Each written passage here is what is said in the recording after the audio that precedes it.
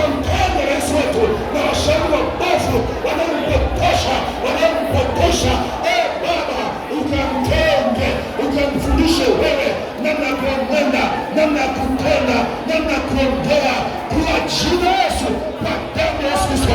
Komesha rushwa, komesha mafifu, komesha kila aina mabaya. Baba, tumesema haya kwako, kwa kuwa wewe Mungu ndiye mwenye kesho yetu, wewe ndiye mwenye leo yetu, wewe ndiye mwenye jana yetu. Tunakabidhi mambo haya katika jina la Yesu Kristo wa Nazareti. Kuna mshike tunapo kama hivi, amen. Yote yanajeruhi uumbaji. Kwa hiyo sisi basi tunasali katika kuomba Mungu atuepushe na hayo, na tunapoongea juu ya ukatili, kila mmoja ajione kwamba na yeye anayo ukatili.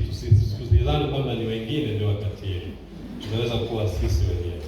Na tukumbuke, tunapofanya ukatili tunaenda kinyume kabisa na nia ya Mungu, tunaenda kinyume na uumbaji, kwa sababu Mungu alipotuumba aliona kila kitu, tazama ni chema, akakibariki. Kwa hiyo kuwa na ukatili ni kwenda kinyume na uumbaji. Na hasa kina mama, mnaposali kuombea mambo yawe mema, Mungu anasikiliza zaidi, na hasa yanayohusu uumbaji, kwa sababu nyinyi kwa kweli ndio umeumbwa kwa namna ya ajabu kuliko wanaume. Kwa sababu tunaposoma neno la Mungu tunaambiwa Adamu aliumbwa kutoka kwenye mavumbi. Ni jambo la ajabu, lakini alipoona kwamba haifai Adamu awe peke yake, akaamua kumuumba mwanamke, lakini alimuumba kwa namna ya ajabu zaidi.